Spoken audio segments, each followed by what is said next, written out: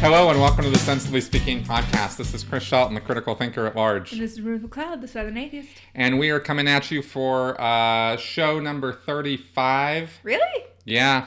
And, wow. I just want to say right off, I've been reading, studying, learning about stuff this last week that's frankly pissing me off. And I am trying to, just kind of keep it chill, but I'm as mad as hell, and I'm not going to take this anymore! See, he's mad. I just spent the week in New Orleans, so I'm pretty chill right now. And that's actually a nice counterbalance to me right now, because I was ready to get on here and start ranting, and then I heard we were talking pre-show about her southern vacation. And my accent's not bad, but every now and then you hear a word and you're like, whoa, you are southern. It comes out strong, yes. Yeah, especially when I've had a bunch of crawfish in me, a little bit of vodka. We're all good. It's all great. Yeah. So had a good time. So her southern, vibe here is sort of chilling me out a bit. Which is good. We got a lot to cover in the show this week, and we're going to talk politics. We're going to talk some other news. Yay, politics. We're going to talk more South, because we just love the South and the ridiculous things that they do down there. Aww. I mean, they do some ridiculous stuff. Oh, no, I was just there. I know. Oh, yes. But we've got some good things to talk about here, so let's just go ahead and get right into it.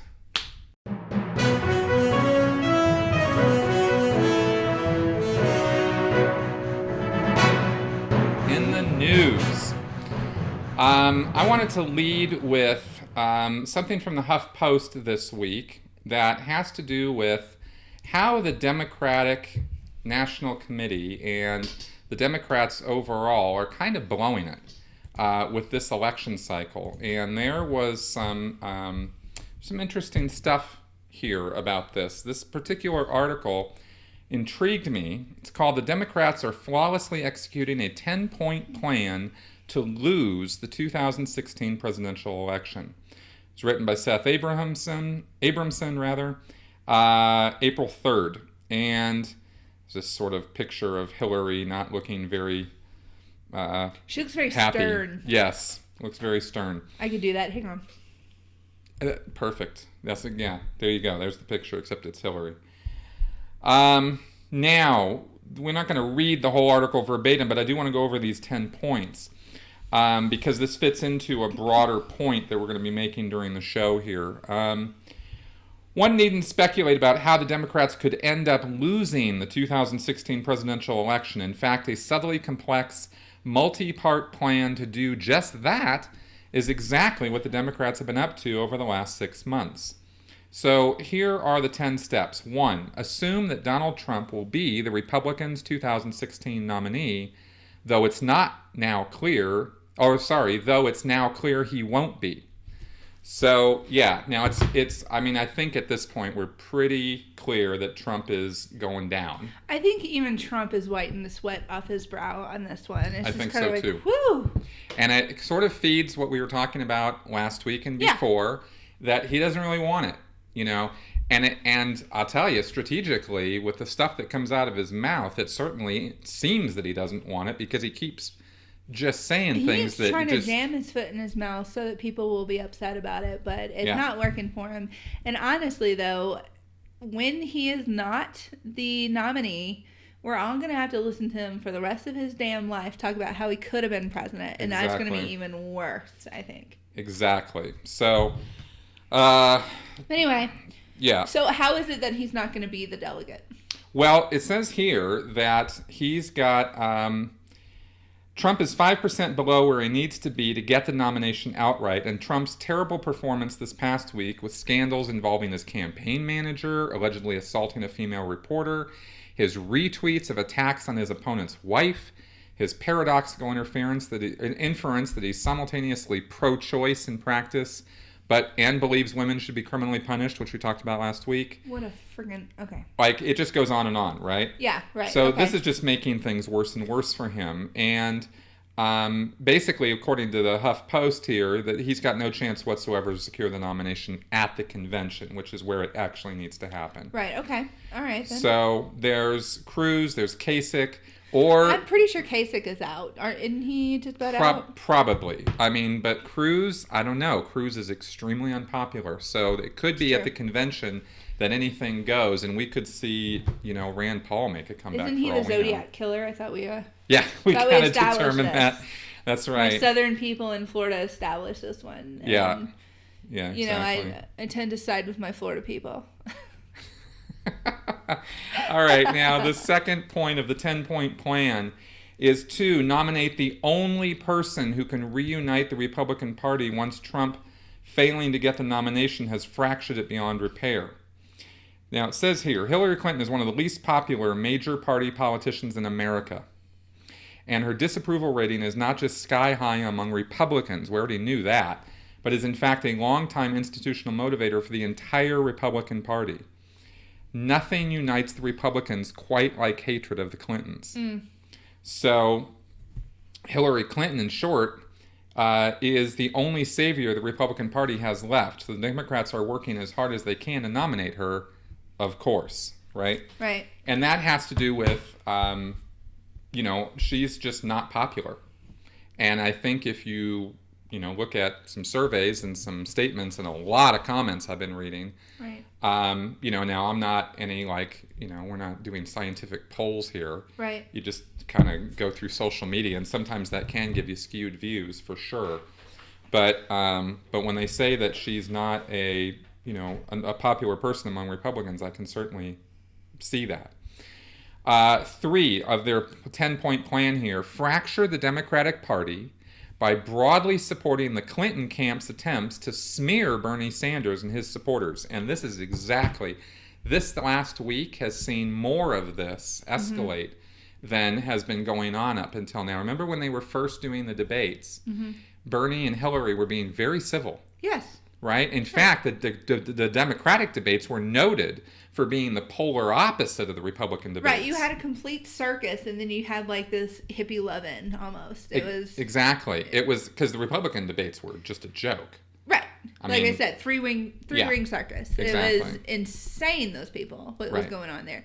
But yeah, you're absolutely right. The Democratic debates were very surprisingly civil. That's I right. think. Well, now that it's becoming clear that Bernie is really a contender, Hillary's freaking out, and the claws and fangs are coming out, right? And and what I've been seeing in social media and in the news is that she has been slinging mud by hypocritically saying he's the one slinging mud, right? And then it's kind of goofy, the gamesmanship of it. And that's sad for me because I actually just heard something this morning about how Bernie was saying how Hillary is not capable of being a president. And I was thinking, Bernie, come on, let's not get negative here. Although I will say this, I didn't watch the video of him doing that verbatim, so I don't know what his context was. Well, what I've read is that it was taken way out of context, was it? And that's not actually what Bernie was saying. Good, that makes me feel better. Yay, Bernie! I don't think that's something Bernie would characteristically say. It would surprise me if he did. Yeah, it would. It did surprise me, and I don't see that. I was at work, and I shouldn't have been looking at articles anyway. Well. Especially after taking a week off. Yeah, okay. We hope your boss is not watching. 4, fatally underestimate the electoral chances of the 2 men now most likely to be the Republican presidential nominee in November, Ted Cruz and John Kasich. I really... Don't know. Both of them I cannot stand. Oh, no Obviously. question. Well, here's the deal. According to Real Clear Politics, one of the nation's top polling aggregators, John Kasich has beaten Hillary Clinton in every single head-to-head poll taken in 2016. John Kasich beats Hillary Clinton. That's surprising. The man who thinks that women going back to back alley abortions is going to be just fine. They both do. Both him and Cruz. Yeah, well, the last time Clinton defeated Kasich in a head-to-head poll was more than 7 months ago. The Cruz-Clinton polling is more mixed, and yet somehow every bit as troubling. Back between August 2013 and August 2015, Hillary Clinton beat Ted Cruz in every single head-to-head poll, and there were a lot of them. But then something happened. After a brief hiatus, pollsters again began testing that matchup in November of last year, and the results were dramatically different. Cruz beats Clinton 31% of the time, ties her 14% of the time, and loses to her 55% of the time. So I wonder if that, like, the whole email scandal has anything to do with that. I'm sure a lot of things. The fact that she's under FBI investigation, like quite would have literally, to. everyone that I encountered when I was in the South who even pretended to talk politics with me brought up the email scandal, and I'm like, really? Well, it would be quite devastating and stupid and inane on our part to vote somebody into the highest office in the world who then gets indicted for federal charges of I want to do more research on that one before we get into it. I as well am not thoroughly briefed on the whole thing, because I don't. So, but I know the investigation's going on. No, I know that. It doesn't feel warranted to me, but I don't want to get into that until I learn more about it. And I can already tell I'm gonna get comments about me saying it's not warranted. I know. It's the fact that she's under investigation is an objective. To start with, it's objective truth. It's happening. Right. It's happening. Whether that investigation results in something, yes, nobody knows. Right. Nobody knows. In Washington D.C., for example, I saw commenters saying they could care less. Everybody's under investigation, so who cares? Right. But the further away you get from the Beltway and from establishment circles, the more it matters to people. Right. So anyway. Now, here's the thing about Cruz. Here's the thing about this Cruz-Clinton polling thing, right? You got like you go, okay, so Ted Cruz, he's running for president, and he's catching up to the polls with Hillary, but get this, Cruz is also one of the least popular politicians in America. He looks like a sniveling little dirtbag. Oh, I don't get me wrong. I hate the guy. I don't want to judge someone on how they look, obviously. No, it's not based on his looks. I cannot trust the thing that comes out of that man's face. I can't do it. Well, he's got his inability to understand the concept of separation of church and state. It's alarming. It's very alarming. It's alarming, and what it is. His policies, his social policies, they're horrifying. So I got no love for the guy whatsoever, and so do apparently a lot of other Americans. His average favorability unfavorability rating is minus 17.6. So I'm surprised. Yeah, so it's so he's shocked. So being such a negatively liked guy. And he's catching up to Hillary. So, kind of get the idea, right? It's got an outlier poll of a -6 added to that. Really? Yeah, it's just bad. Golly. It's bad. Now, point number 5. Fail to nominate how the Democratic Party's screwing this over. Fail to nominate their most popular candidate, in particular the one with the best chance of beating Ted Cruz or John Kasich in the fall. So, in 2016, Clinton's favorability-unfavorability rating has been checked by pollsters 20 times. Clinton hasn't been viewed favorably by a majority of respondents even once. More than that, her negative score has been in double digits 85% of the time.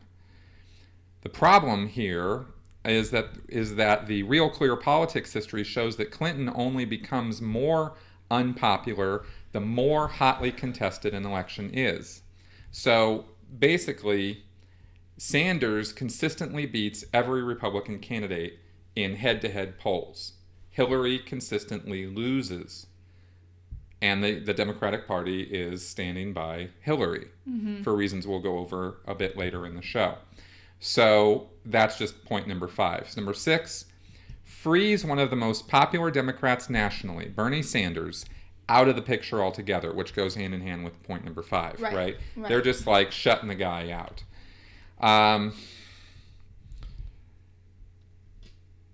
For example, in 2016, the Clinton camp, determined to offend Sanders and his supporters, has leaked that if he continues to do well, they'll consider giving him a good speaking slot at the Democratic National Convention in Philadelphia. Oh, Whoop-de-friggin' wow. do. That is so nice of you, Hillary. Oh my God. Right? I mean, really, really nightmarishly bad. That's pompous. I'm sorry. Yeah, really What? bad. Oh, look, I'll allow him to speak. Right, at the convention. No, none of his people are, going to be getting any office positions. No, nothing like that. No conciliatory moves in that direction of any kind. I mean, I was hoping that they would at least, be vice president kind of thing going on. Well, you'd That's think what I that was would be hoping. something. I mean, with the amount of popularity the guy has. I know that's not generally what happens when it comes down to a neck and neck thing, but a girl can dream and hope. Right. And then have her hopes dashed upon the rocks. Well, you look at Obama-Hillary race. Yeah. Hillary bows out because there was this meeting where she got the word that, look, we're going with Obama. Mm-hmm. And then she bowed out, and then she got Secretary of State. Right? Second most powerful position. Yeah. Well, I mean, that's what happened. Okay. So Sanders gets to speak at the convention. Kerry's Secretary of State, isn't he? Right now he is. Yeah. Yeah. 7. I voted for Kerry a long time ago, I remember. Reject Sanders' call for a 50-state general election campaign. Now, let me just read a little bit about this. If John Kasich is the Republican nominee, the entire Midwest, especially Ohio, Pennsylvania, Michigan, and Indiana, will be up for grabs in the fall. Given Clinton's weak standing relative to Kasich in national and state head-to-head polling, if Kasich is the GOP nominee, the Democrats will need to have a plan to pick up states they would not normally contest. So, polling suggests that Bernie Sanders could expand the Democratic map by bringing either into play for the first time or more firmly into the Democratic camp certain purple, even red states. In other words, Bernie brings people on board to the Democratic ticket, right, or the Democratic side. Hillary does not. Okay. Right? Okay. Hillary does not make Republicans go, maybe I should think about this. Maybe I should vote Democrat this time. Hillary doesn't do that. Not in any way, shape, or form. Except for my sister. Oh, okay. All right. Whoa. I'm sorry. Anecdotal story. Here we go. That happened? Your sister switched? My sister worked for the Republican National Committee. She was a speechwriter for a while, and she worked for governors and senators on the Republican side for years and years and years. She does PR now, but she actually has always, I'm pretty sure she was born a Republican. But she said this trip, when I saw her, she said, well, I don't really like any of the candidates, but if it comes down to it, I'd probably have to vote for Hillary. Huh. Mm-hmm. Now, did she say why? Did that have to do with her platform positions, or because she's a woman, or? You know what? She thinks Trump is a complete clown. I mean, who doesn't? Yeah. Come on. I don't know how she really feels about Cruz and Kasich, but I think it really has something to do with their social positions, because my sister is financially conservative, kind of like we had a whole discussion about it. I'm going to say it. Don't get mad at me. You know who you are. She's financially conservative and she's socially progressive. Mm-hmm. So I think that's one of the reasons. And she doesn't like Bernie because she is in a higher tax bracket than myself. And she doesn't like the concept of having to pay more taxes. Yeah, it's all about the Benjamins. So she's not going to go with Bernie on that one. But so she said that right now her best option is going to be Hillary. Interesting. So I think when it comes down to Republicans, depending on, like you said, it comes down to the Benjamins. Depending on which tax bracket they're in, that's going to sway them, I think. Good point. It's a very Hillary. Good point. But polling data seems to go in the data, direction of Bernie on this, but yeah. Do you know how soon some of this polling data was? Like, is it? Some of this is very recent. Okay, because I think it changes week by week how people are thinking about things. And that's what they're trying to reflect here. Is like, for example, the Clinton Cruz polling has been getting, he's definitely moving up. So they've been looking at, from what we're reading here, long-term and short-term polling data. Okay.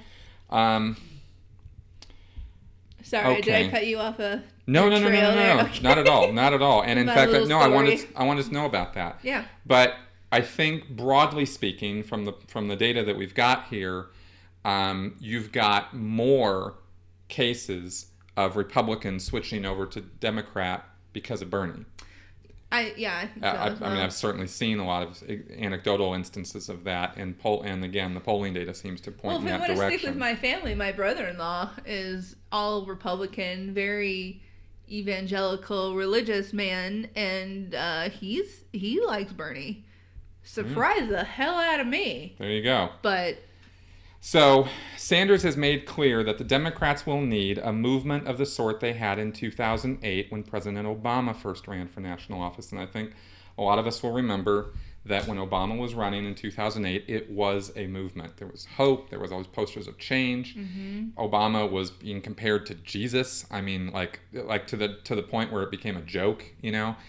And there was like people crying at the election. Man, it was huge. And I mean, it was like amazing, right? Well, you add on his ethnicity, then you add on, a very Arabic sounding name, and it's. I mean, there were a lot of reasons. It was a story. It was a story, and people love stories. Yeah. And they really did think that they believed what he was saying about change. Yeah, right? You get hope for change. Yeah. That's right. Especially when we have like this huge market crash and you want to have change, and then here's a guy coming in and talking about it, and all this. Exactly. So. Now, is Hillary going to create a movement like that?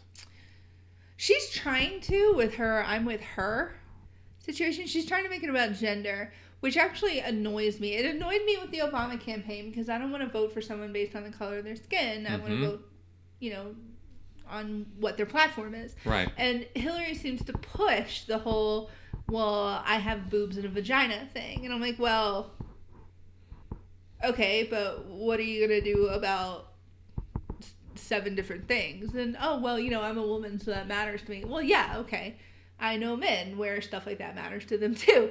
What are you gonna do? And that makes me nervous as a woman. I think that someone is going to try to pull the "you should vote for me" because look, I'm a gimmick. I'm a woman running for president, and I don't appreciate that. Right, and I don't see that. I see 2 things on that. One, I don't see a movement there, and 2. Most of the women I've seen on social media have reacted the exact same way you just did.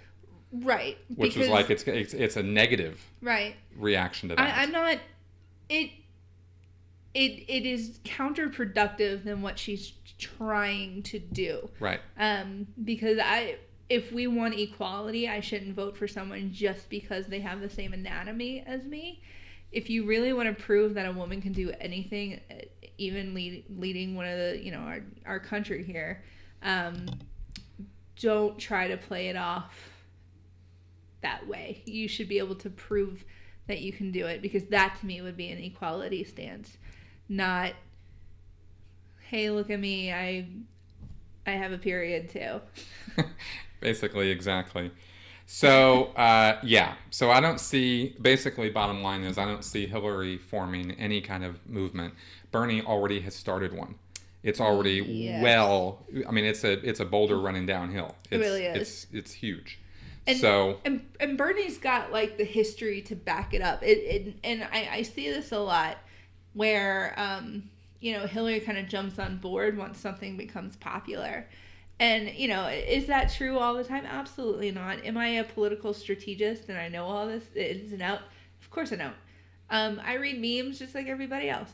But Bernie has consistently, for the past, since I've been alive, has been fighting for the things he's still freaking fighting for. Yeah. And it's things that matter to me. And so that's why I'm on board with him. Not someone who's going to go, well, let me see what my sponsors say. Is it polling good? Okay, great, we're on it. It's like, nah. Right. And it's very obvious in Hillary that you see her, going here, going there, going here, going there, based on what she thinks is popular. Taking credit for that New York $15 minimum wage hike, I thought that was really, really, really off the rails of her to be doing that. It's disappointing. Yeah, because it is disappointing. Because, as a bad feminist is what I like to call myself. Maybe I should just start calling myself, instead of the son of an atheist, I should just be the bad feminist. I love making sandwiches for the boys.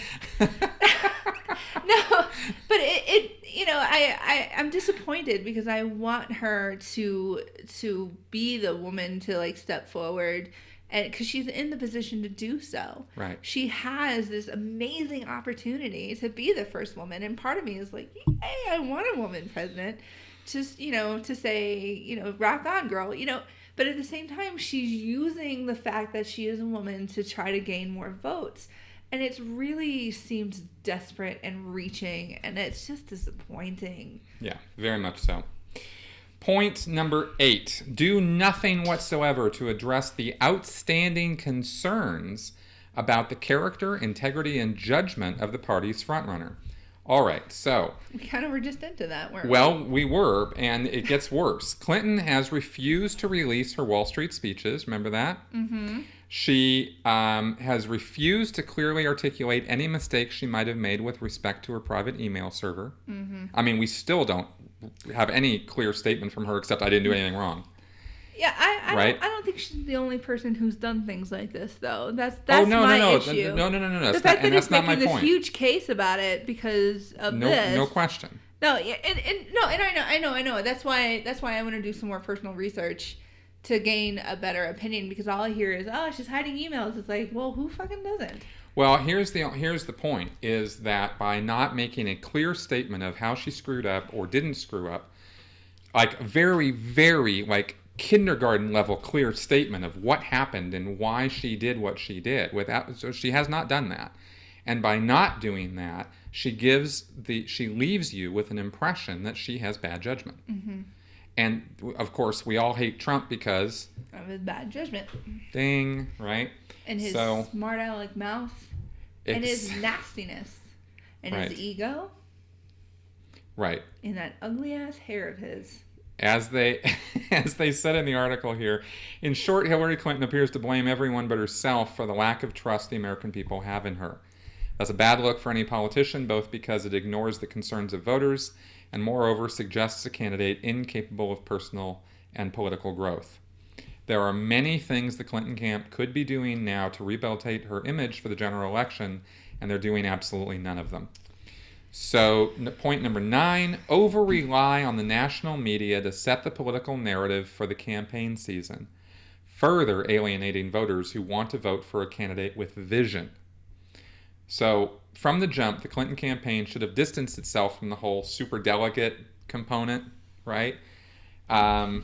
Because, voters look at the superdelegates and they're like, they don't understand it, mm-hmm. right? I mean, I had to do some study to get my wits around how the whole process works. Our process it's not a process. It's a dysfunctional machine. That only one guy in fucking Virginia knows how it works. I swear to God. It is a little confusing. I actually finally found a very simple explanation of it. Are you the guy in Virginia who knows how it works? I found a simple explanation from the guy in Virginia. And he made a video and I watched it and it helped. So now I have more of an understanding of the process, but I think I'm in the minority. But the point here being that you have, for example, again, we contrast Bernie with Hillary, right? Mm-hmm, mm-hmm. Bernie is putting forward a vision. He's got this movement, he's got these ideas he wants to do. He wants to change, he wants to revolutionize, he wants to change the whole narrative of the political process in Washington. Right, yeah. That much is very, very clear. Clinton is very reactionary. Something comes up, she reacts to it. Something else comes up, she reacts to it. Right. That's not a politician with vision. That's not a president with vision. Okay. Right? Again, contrast it with Obama. Mm-hmm. There was vision there. Mm-hmm. Now, it was a little murky and gray. It was just change and hope. But he was setting the narrative. Right. He was setting what was being said. And right? The kind of things that Obama wanted to do got ramsackled, or what word am I trying to say? Shackled.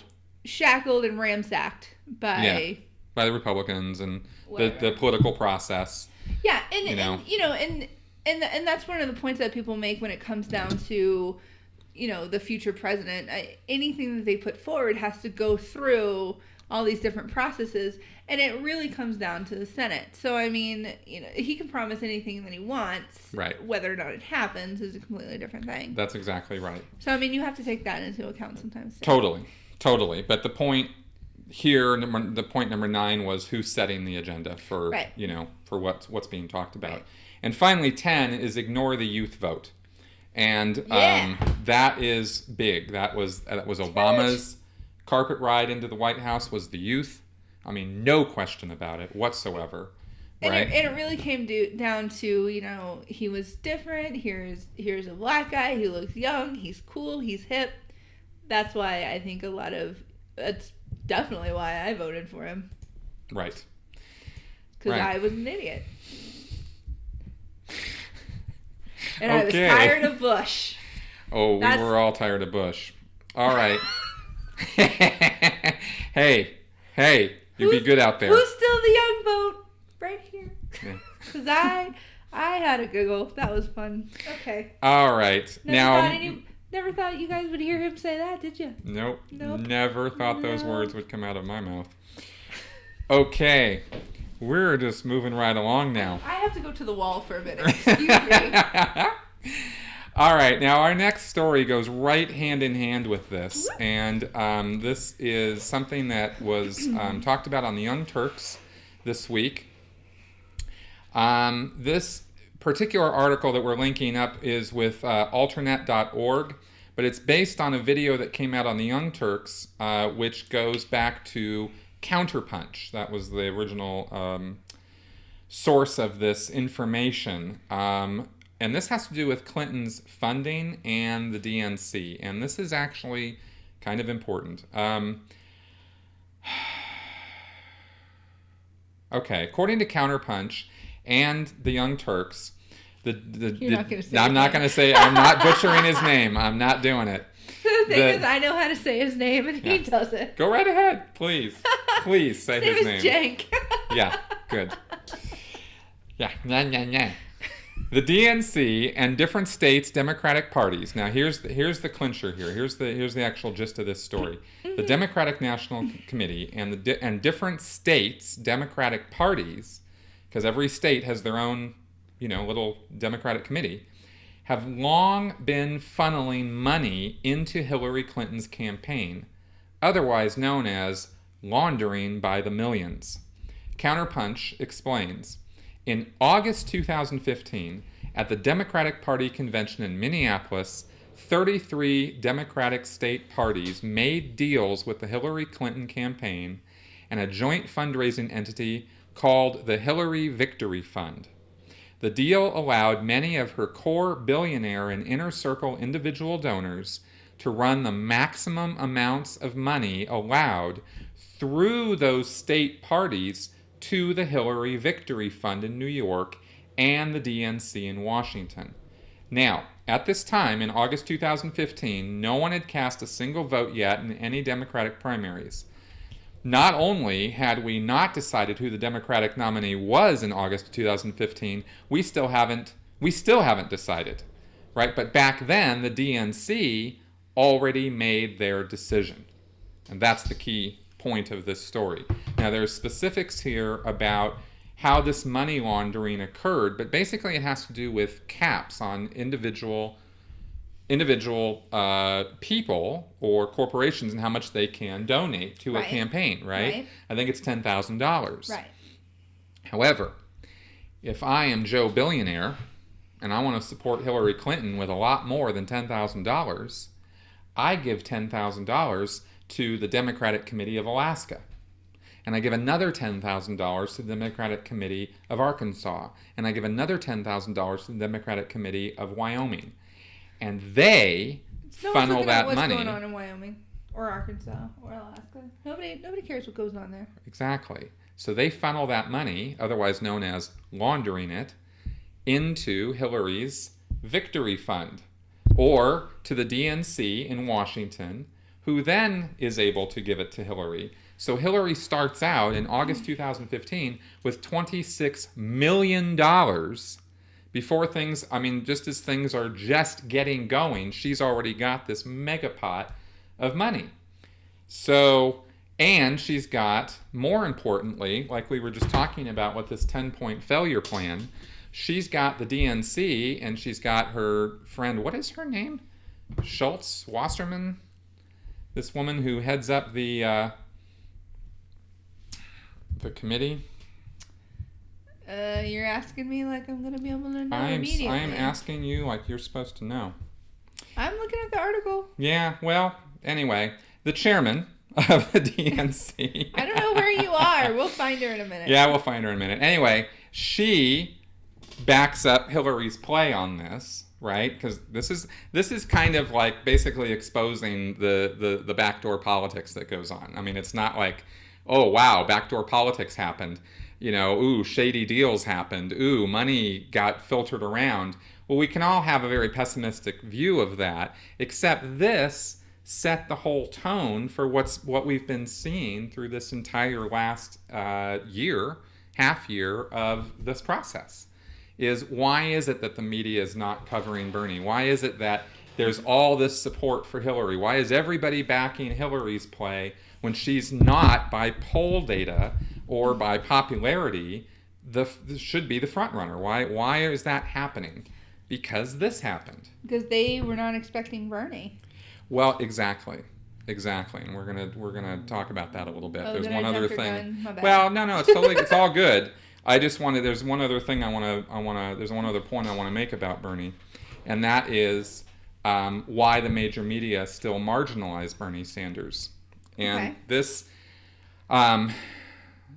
because back then in August 2015, absolutely right, nobody saw Bernie coming.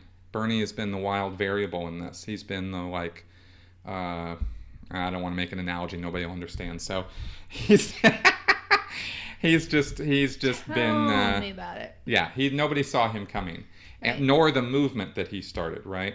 So Robert Reich, who has been, he was, I think he was the Secretary Treasury or sure, something like that, or work or economics or something. Anyway, he had a government position. Okay.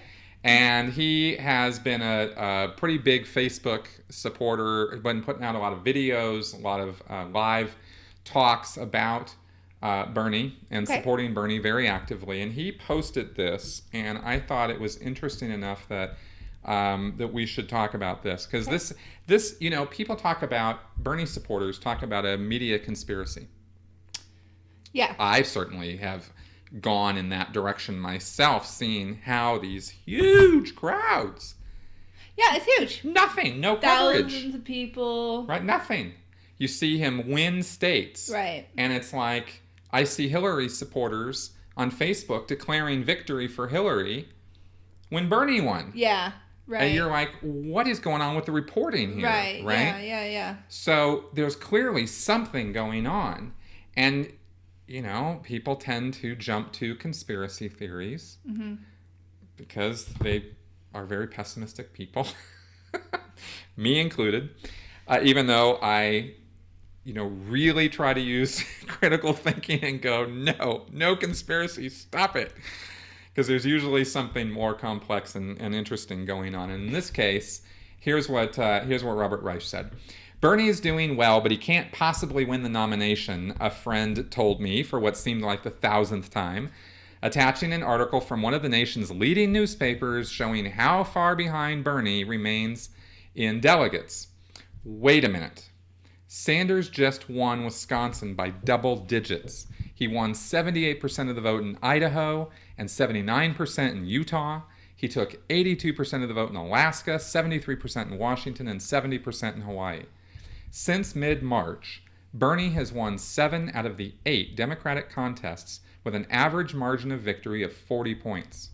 As of now, Hillary Clinton has 1,279 pledged delegates and Bernie has 1,027. That's still a sizable gap, but it doesn't make Bernie Sanders' candidacy an impossibility. Moreover, there are 21 states to go, 42% of the pledged delegates still up for grabs, and Bernie has momentum. Yeah. Now, Hillary Clinton's lead in the superdelegates may vanish if Bernie gains a majority of pledged delegates.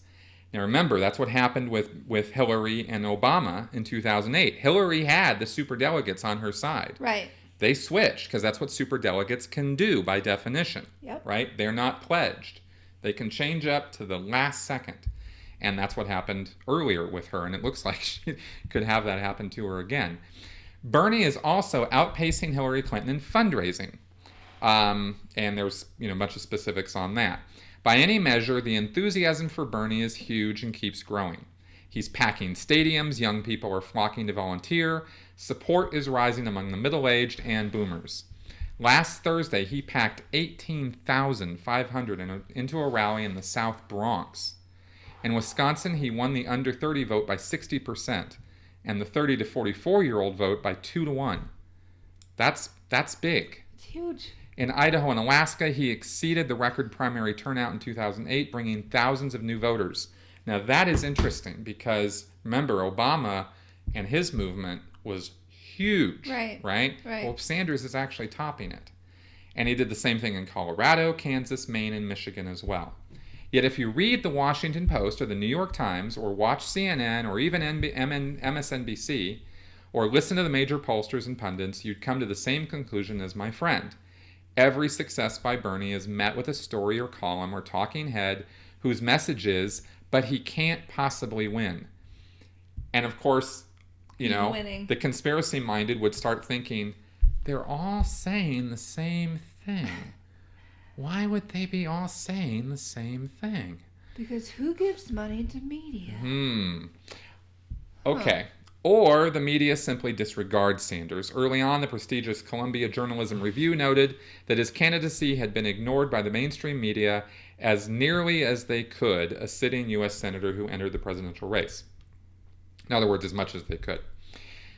Some Sanders supporters, and this is actually what caught my eye and made me want to go over this. Some Sanders supporters speak in dark tones about a media conspiracy against Bernie. That's baloney. The mainstream media are incapable of conspiring with anyone or anything. They wouldn't dare try. Their reputations are on the line. If the public stops trusting them, their brands are worth nothing. And that's actually a very important point. The real reason the major media can't see what's happening is because the national media exist inside the bubble of establishment politics, centered in Washington, and the bubble of establishment power, centered in New York.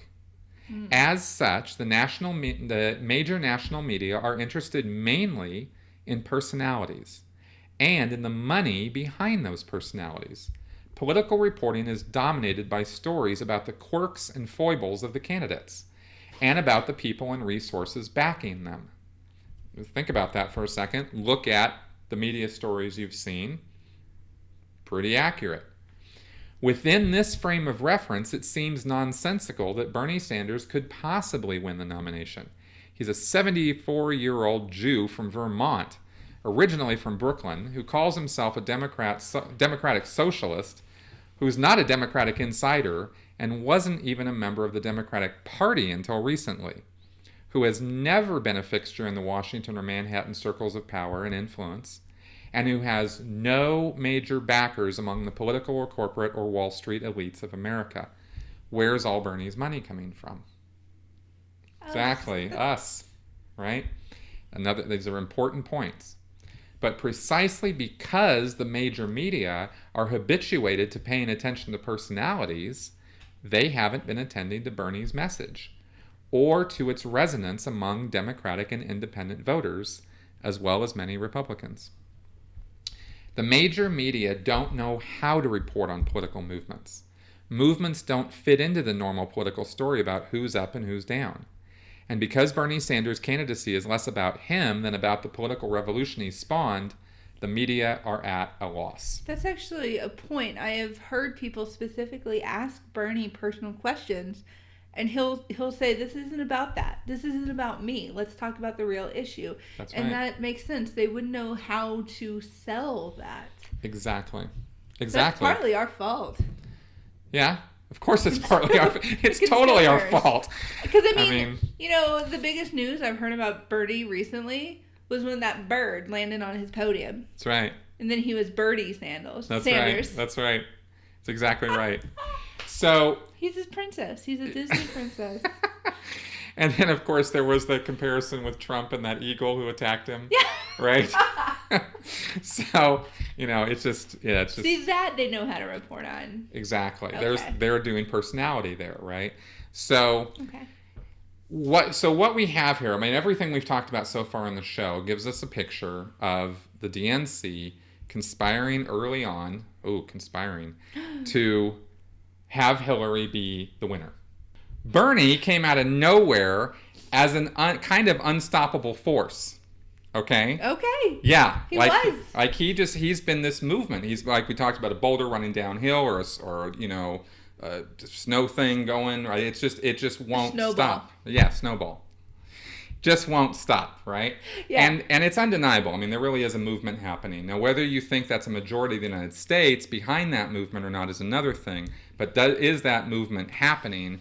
Yes, it is. Right. Right? And there's a lot of people who are supporting this thing. So for the DNC to start doing divisive campaigning right now, which is what Hillary is doing, and for them to be trying to, split the voting base amongst their own group, like, hello, that's the stupidest thing you could possibly do. Right. Right? And that's exactly what they're doing. So Bernie is going to keep going because he's Bernie. That's what he does. Exactly. That's exactly what he does. And them not having seen this coming, they're not changing direction. And by they, I'm not talking about Hillary. Hillary's running. She's going to run, and she can run as much as she wants, and she can say whatever she wants. Right. But there's this party, this DNC, and these guys should be viewing the entire party. They really do need to be. And they're losing it. Right. Right? Right. And this is not going to go well for them if they don't get their collective whatever together and figure this out. Right. Right? And that's kind of the whole point I wanted to make with all of this. It really just concerns me if they really do keep going down this downward slope where they're pushing Bernie out and they're not taking it seriously, and we do end up with like a Cruz versus Hillary. I'm incredibly concerned about Cruz beating out Hillary. And you should be. Because that man is a psychopath.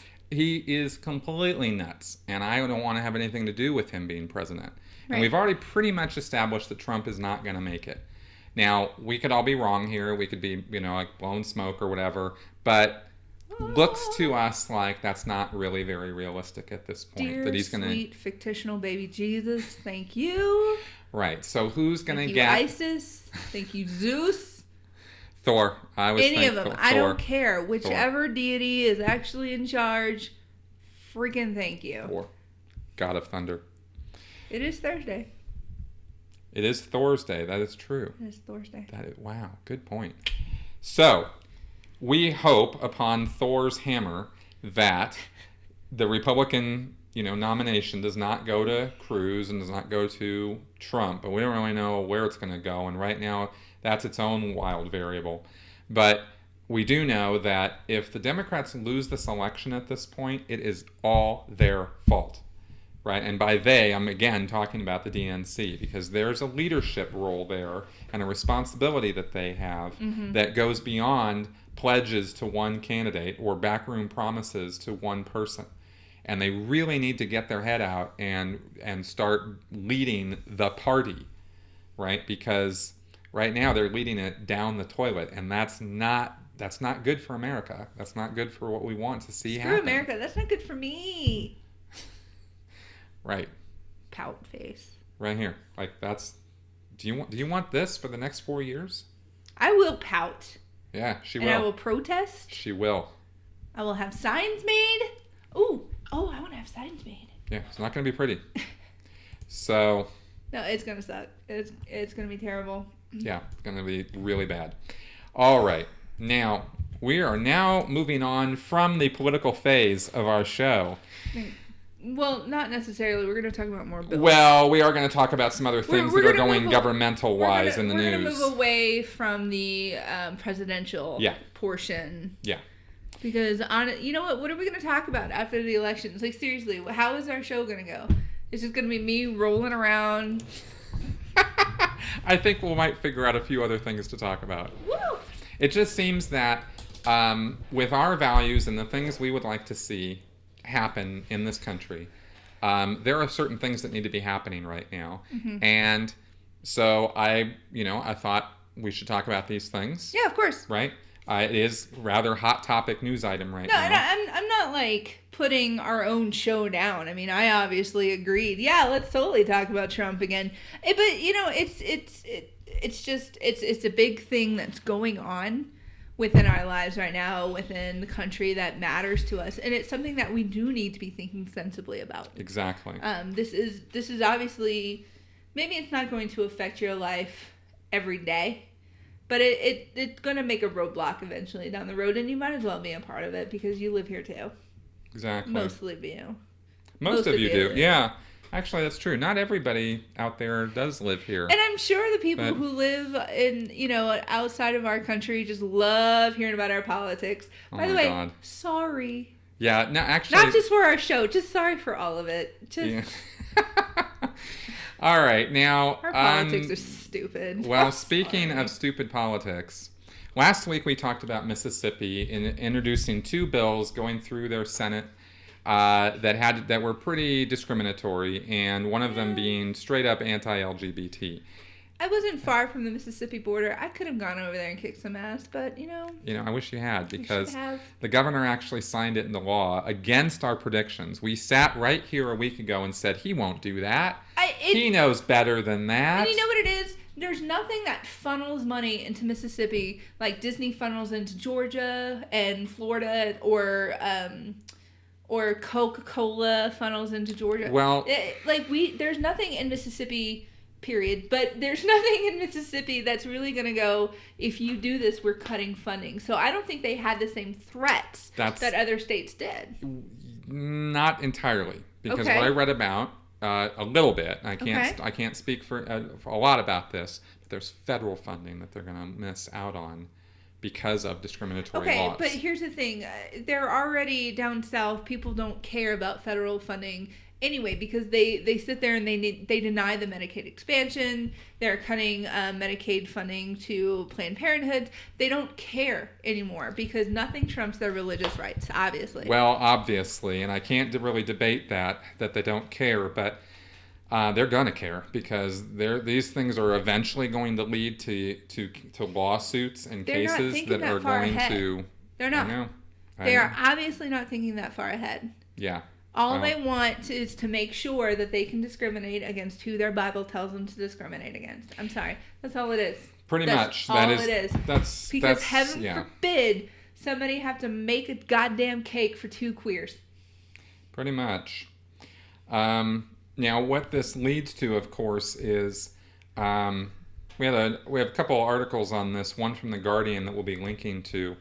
Now, not everybody in Mississippi thinks that this is a good idea. There were protests against this. Well, I'm just saying. I know. I get mad and I start bad-mouthing an entire state. So do I. I have to make sure that I let people know that I obviously do not think that everybody in the state of Mississippi... I have a lot of Mississippi friends that are like, what the hell? Yeah, exactly. Well, no hate in my state was a nice slogan that they were chanting out there when they were protesting this, right? But there is one group of people in Mississippi who are decidedly... Okay, here's the thing. And this is just one paragraph out of this Guardian article I wanted to go over. There's one group of people in Mississippi who are not under attack, despite last summer's monumental U.S. Supreme Court decision authorizing same-sex marriage. Religious conservatives in Mississippi who oppose marriage equality or otherwise disapprove of LGBT people still can attend and worship at the church of their choice. They can go to work without fear of being fired. They can run for and be elected to public office. They can receive appropriate medical care from doctors without being turned away. They can even use public restrooms whenever needed, including in public buildings like courthouses and schools. And then we have the irony of House Bill 1523, Protecting Freedom of Conscience from Government Discrimination Act, just signed into law by Republican Governor Phil Bryant. By the way, I flicked off the camera. That was for the governor. Sorry, not you.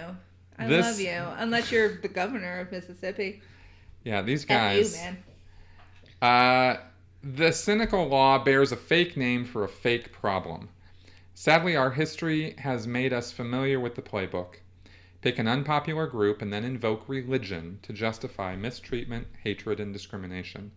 This is the same way that powerful Mississippians and others justified slavery and Jim Crow, and the same way they denied women the right to vote.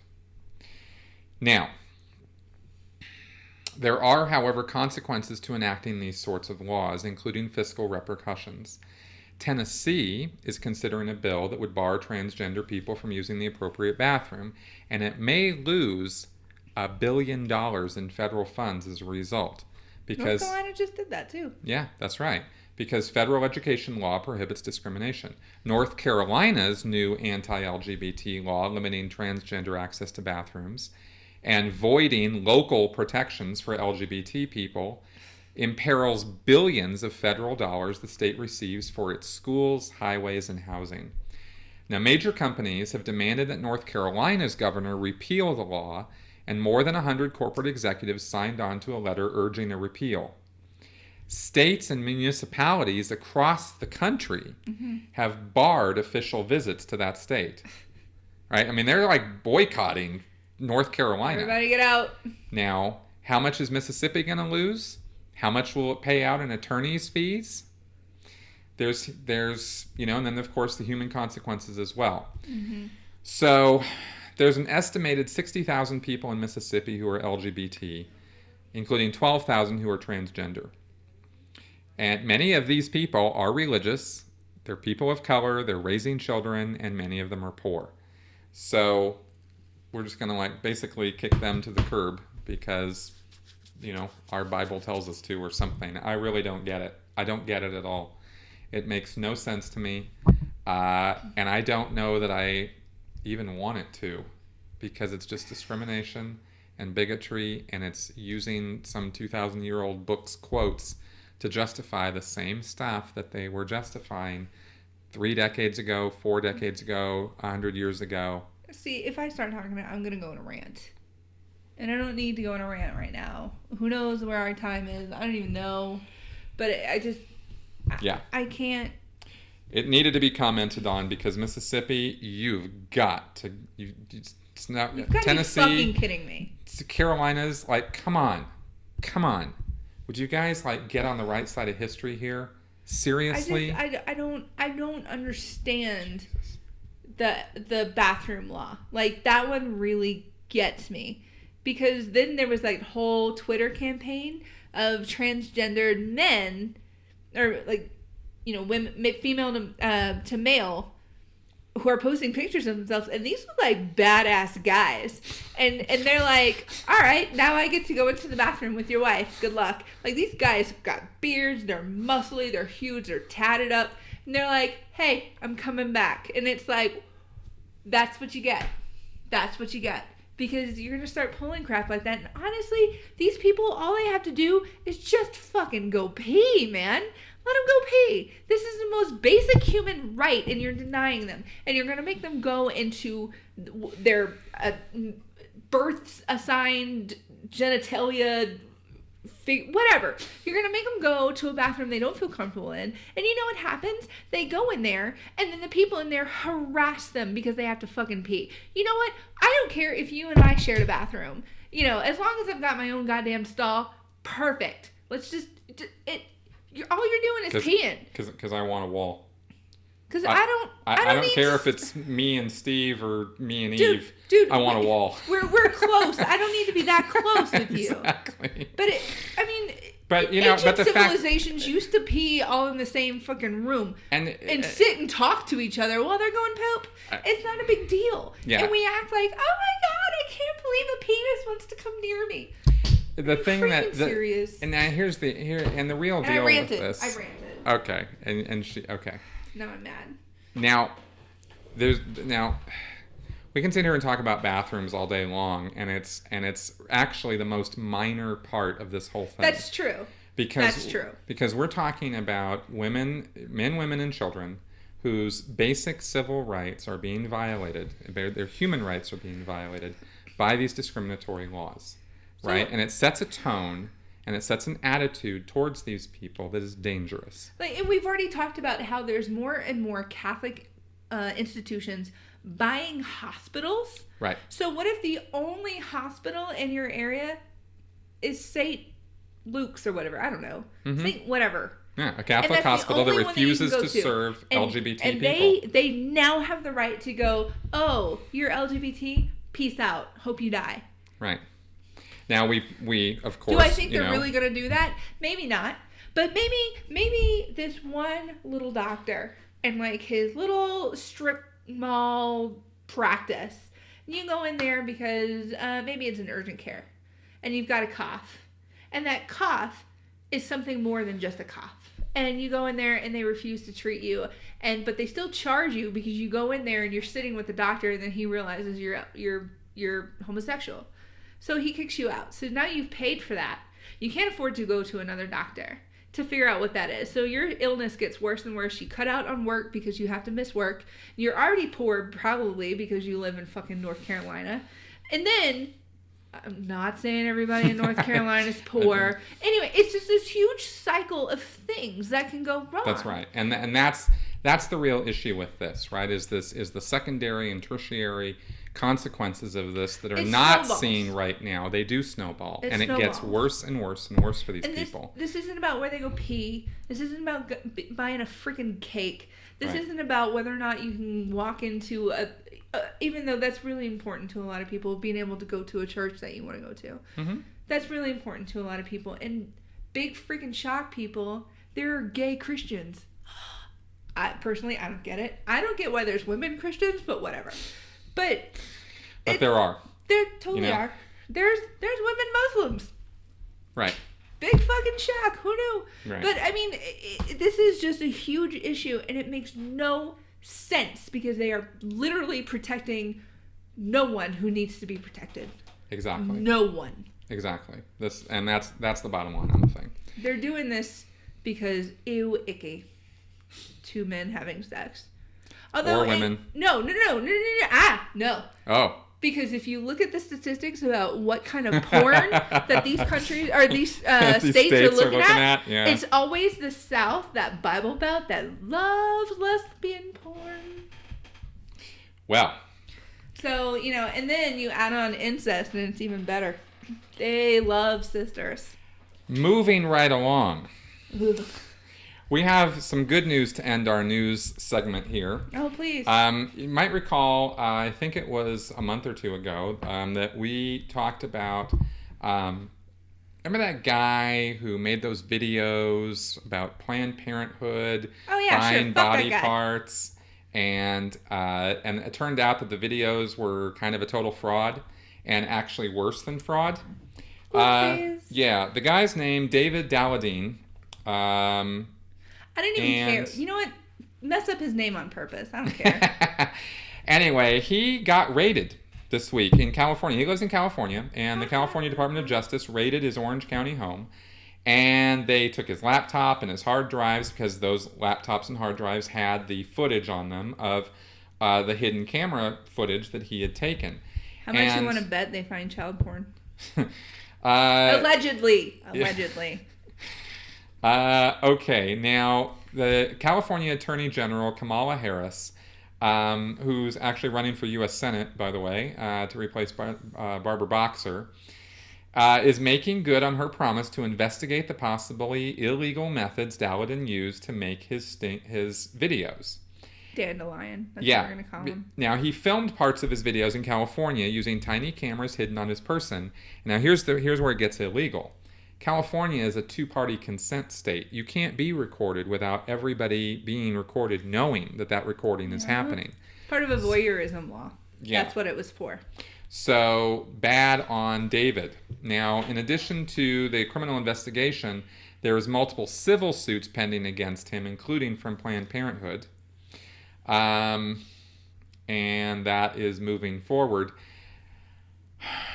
And of course, as we talked about a couple months ago, the grand jury in Texas that was supposed to be investigating Planned Parenthood came back saying that Dowden and his co-conspirators were actually up for criminal charges because the means that they used included a felony charge of tampering with a government record, as well as breaking a law against the purchase and sale of human organs, which ironically is what he was saying Planned Parenthood was doing, yet he was the one actually doing it. Plus, I mean, you add on there that he registered a fake company. He had fake documents, IDs. That's right. Oh, yeah, there's identity theft. And identity theft for a pro-choice high school friend of his. Right. So here's the thing.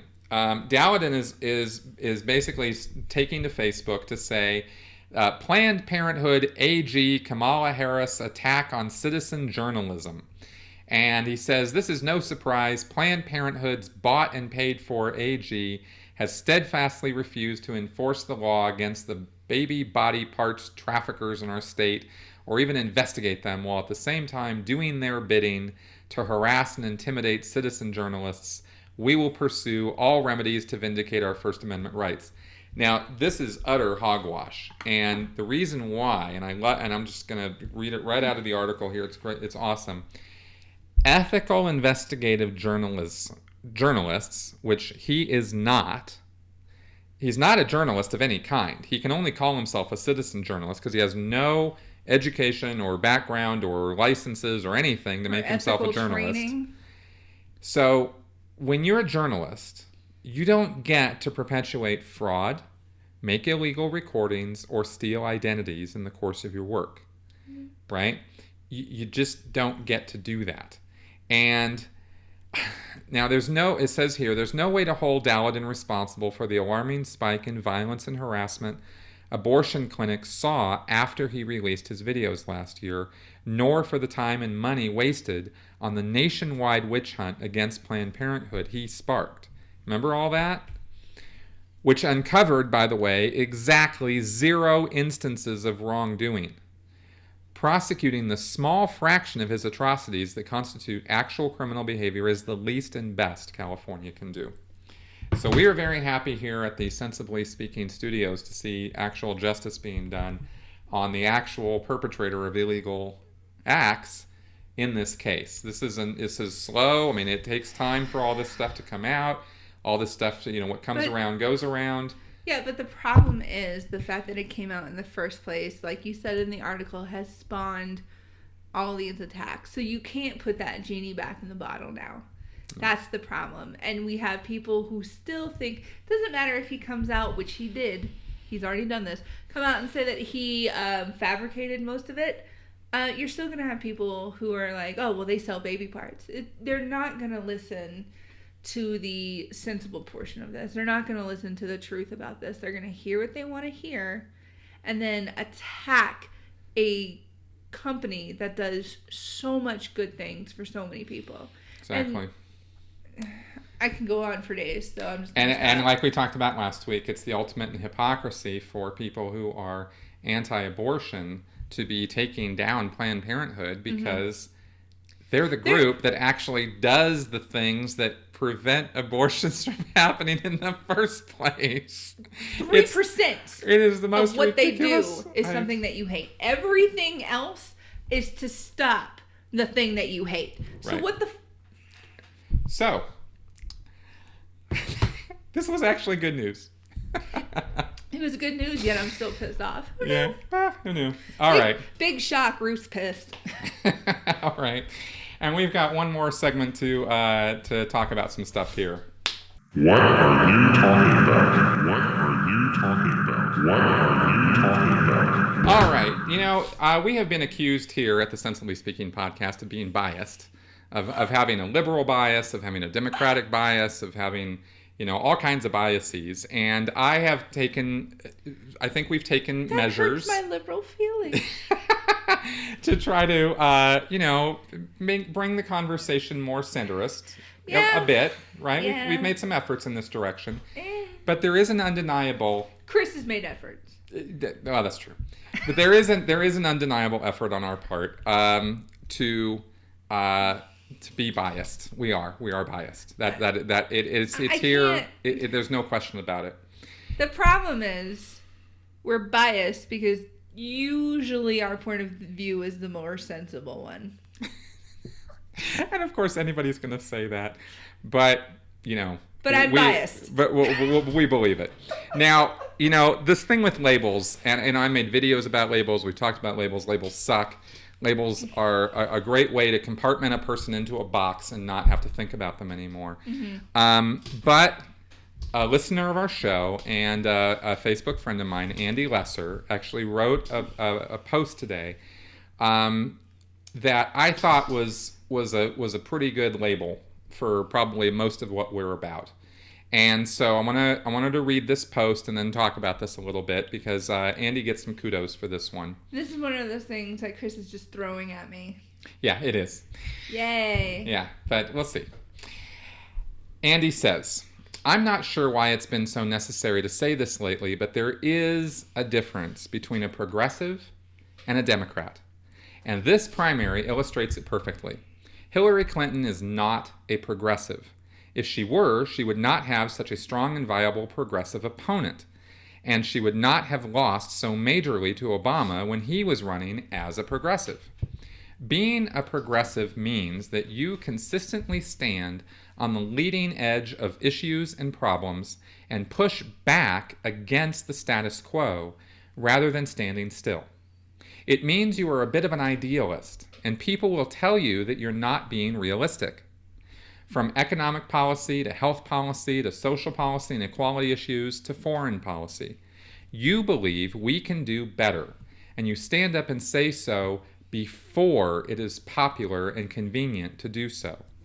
That is literally what it means to be a progressive. Many argue that because Hillary and Bernie have 93% similar voting records, it means that Hillary is also a progressive. False. When you vote on bills in front of you, the majority of which are trying to turn this into a Christian theocracy, you would be crazy to vote like a right-wing nutjob. The question is not whether you have a similar record of opposing Republican lunacy. The real questions are, tell me about that 7% difference, because it is extremely significant, and explain what you're going to do going forward. Hillary Clinton is a very strong Democrat on many, many issues, but to say that she is a progressive completely dilutes the meaning of the word. Hillary and Obama have both identified with the New Democrat movement/coalition, an explicitly centrist, moderate faction. Hillary has even called herself a moderate quite recently. Please don't tell progressives that they're being too idealistic and unrealistic and then claim to be one. Progressives are generally Democrats, so we generally agree with a lot of things that more liberal, centrist Democrats believe in. But there is an actual difference. If there weren't, all the centrist establishment Democrats would flip a coin to make their voting decision. You do not need to think that progressives are right to acknowledge that they have forward-thinking, bold ideologies and positions on issues. You don't have to support progressive candidates nor think that they can actually accomplish their goals to acknowledge that they do, in fact, exist and that they do, in fact, have a different perspective on many issues than most of the corporate sellout Democrats currently in office. So that was Andy's comment today, and I thought it was relevant to, many of the positions that we take and ideas that we have here on this show, right? Mm-hmm. We're not always bleeding edge, and we're not always like out there trying to, push some agenda that is against the status quo. But I think that on a lot of social issues, we tend to get out there, right? I mean, there are definitely a lot of issues that are important to me that I tend to be progressive on. Mm-hmm. There are a lot of issues that I don't know as much about that I will generally go Democratic on. Mm-hmm. I very rarely side completely with a Republican. So I've always called myself a Democrat. And honestly, I've never really thought of myself as a progressive. It's not a term that I hear a lot. I hear bleeding heart liberal. Yeah, totally. absolutely I'm a bleeding heart liberal. Right. I don't think of progressive a whole lot. Mm-hmm. I know I've said it before. I know that I have thought about it before, but it's not one that I would have immediately put as a label of mine. Like once I read this and once someone says it to me, it's like, oh yeah, sure, I'm progressive. But it's not one that I think that I need to make the distinction on. But this does make a good point that there does need to be a distinction. Pretty much, and I thought it was a good point to be made in this election cycle for sure, and looking at the differences between Hillary and Bernie. Right. And looking at some of the positions we take. I also like the idea of that because progressive comes from progress, right? Which is moving forward. Right. And conservative on the other hand tends to be conserving. You're pulling back. You're trying to go back to something. Right. And I philosophically disagree with that concept, right? I don't think there are good old days to go back to. I don't think that there's better times in the past that we need to be yearning for. No. And we've talked about this before to a degree. It's a philosophical difference, right? I believe in progress. I believe in moving forward and thinking into the future, not thinking in the past. Here's my thing. I think it's going to be difficult for someone to be able to see the difference, especially on the Democratic side, because I think that you want to see, and this is just my personal opinion, that progressive, like you said, it's progress. It's a positive. So I can't see a lot of Democratic people saying that they are not progressive. Well, there is this point of the new Democratic movement that she talks about here, which is a centrist moderate faction, right? It's a group of Democrats who are like, we're, kind of over here. For whatever personal reasons they decide that that's what they're going to call themselves, that's where they put themselves, right? Hillary, very pro-establishment, very pro-Wall Street, very pro-military, very hawkish, right? So that's not progressive. Those are not progressive views, right? So that's, I think, where there are differences amongst the similarities. Yeah, but what I'm saying is that is a difference, and I completely agree with you. What I'm saying is people like Hillary are not going to come out and say, well, I'm not a progressive. Oh, no, she's doing exactly the opposite. Exactly. That's and what I'm saying. Which is, I think, why Andy wrote this. Right. Right, is to say, hey, look, she is not progressive. Right. Right.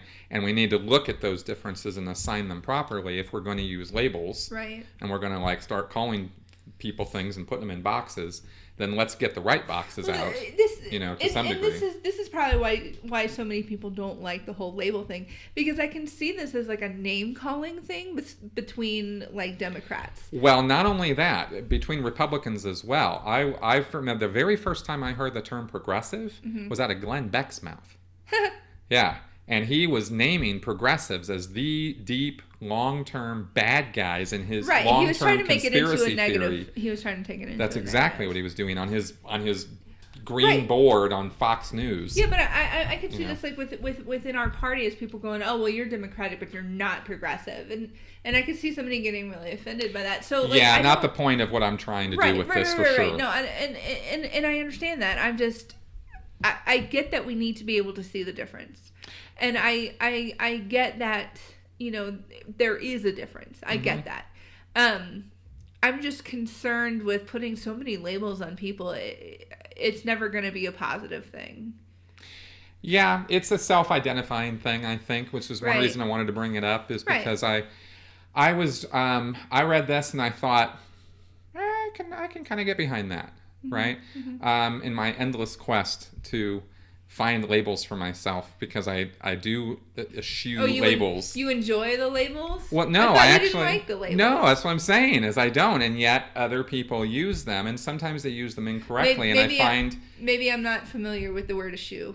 Oh, get rid of. Oh, okay. Like not, shoe. Not want to have around, right? All right. In other words, I think some people have said, well, your show has a liberal bias, or has a this bias, or has a that bias, right? And we go, and I react to that, and I go, well, not on everything, because like I said, I'm economically conservative. And this is actually kind of funny, since I worked customer service retail for a long time, that I don't have to do that anymore. So I'm like, I don't give a shit, whatever. Yeah, well, sometimes I care. And then Chris walks in, and Chris is the one who answers comments, and I go to YouTube and I'm looking at him like, what the okay, that's a good point. Fine, Chris, respond this way or something. And right. I have a YouTube account. I just never say anything. Well, like I said, we do appreciate your comments out there, No, and we do want them. Of course, I dropped my "Hi, how can I help you today?" customer service attitude a really long time ago. Right. Well, I think we appreciate the comments because it does give us alternative points of view sometimes. It's also given us some great fodder for our canon. It's given us some really nice content and set me in certain directions in looking at certain articles that I've then, given to you. And then we go, oh, yeah, that's a good thing to talk about, right? Yeah. So, or you just throw stuff at me like this. So I've got another label for you, but it's not nice.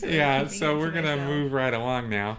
And moving on to the, anyway, it was just another way of expressing an idea of how we might be identified. It's a different way to look at it, and it's another way to stay objective, I think. In the long run, because sometimes we'll go, oh well, it's everybody's a Democrat, whatever, I'll just pick one, and it's not. That's not how it comes down to it. It like I said, people don't like labels, but sometimes they are fairly helpful. Sometimes they're helpful. Yeah. Sometimes so they're not. This was a good way to look at it, and it's a perspective that I hadn't really given a whole lot of thought to.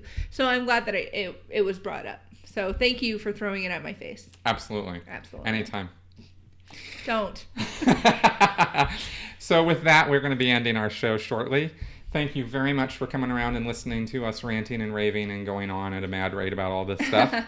If you have any comments at all, leave them in the comments section below, whether that's on our website or on the YouTube channel or wherever else you're seeing this. Yeah. And if you happen to be in Washington, D.C. on June 4th, try to come find us. That's right, because we're going to be at Reason Rally. We are going to be at Reason Rally. I'm so excited. Yeah, it's going to be exciting. Yep. All right, folks. Thanks again, and we'll talk to you guys next week. Thanks, y'all.